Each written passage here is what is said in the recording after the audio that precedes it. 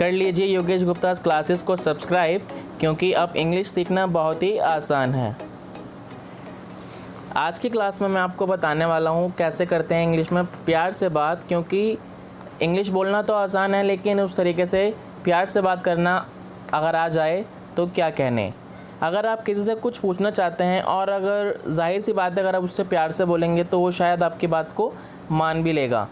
इसी तरीके से जब हम इंग्लिश में चीज़ों को बोलते हैं या फिर किस चीज़ को हम मांगना चाहते हैं या फिर बताना चाहते हैं तो हमको इंग्लिश में बोलना आना चाहिए। इसी प्रकार हम इंग्लिश में भी चीज़ों को पोलाइटली या फिर रूडली बोलते हैं।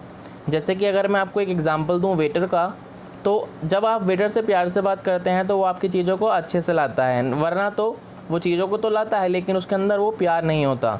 तो आज की क्लास में हम सीखेंगे कुछ ऐसे ही पोलाइट वर्ड्स।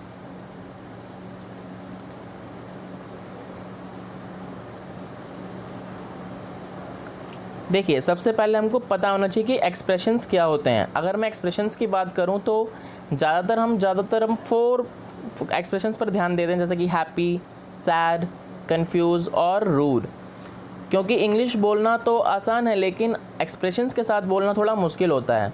अगर मैं कहूँ कि आप हैप्पी हो लेकिन आप बोल रहे हो कि आई एम हैप्पी, तो वो मज़ा नहीं आएगा।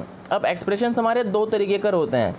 एक होते हैं हम बोलकर अपने एक्सप्रेशंस को शो करते हैं, एक होते हैं जो हम बिना बोले अपने एक्सप्रेशंस को शो करते हैं। तो जब हम ज़्यादातर क्या करते हैं, हम अंग्रेजी बोलकर अपने भाषा तो समझा सकते हैं लेकिन अपने एक्सप्रेशंस नहीं समझा पाते हैं। इसी प्रकार जब हम सैड होते हैं तो हमको अपने एक्सप्रेशंस दिखाने होते हैं कि हम सैड हैं। ठीक है, ये चीज़ समझ में आती है आपको। तो इंग्लिश को हम जब प्यार से बोलते हैं तो हमको अपने एक्सप्रेशंस भी शो करने होते हैं। If you are happy you have to show that you are happy. आपको दिखाना है कि आप सच में हैप्पी हैं। अगर मैं वर्ड्स की बात करूं तो चलिए देख लेते हैं कौन कौन से हैं words. Excuse me, sorry, welcome, thank you, apologise, pardon me. तो ये हमारे पास बहुत सारे शब्द हैं जिनको हमको इंग्लिश में अच्छे से बोलना आना चाहिए। और अगर किसी से प्यार से बात करनी है तो हमको इन सारे वर्ड्स को अपने भाषा में अपना यूज़ करना चाहिए। पहला वर्ड है हमारा एक्सक्यूज़ मी।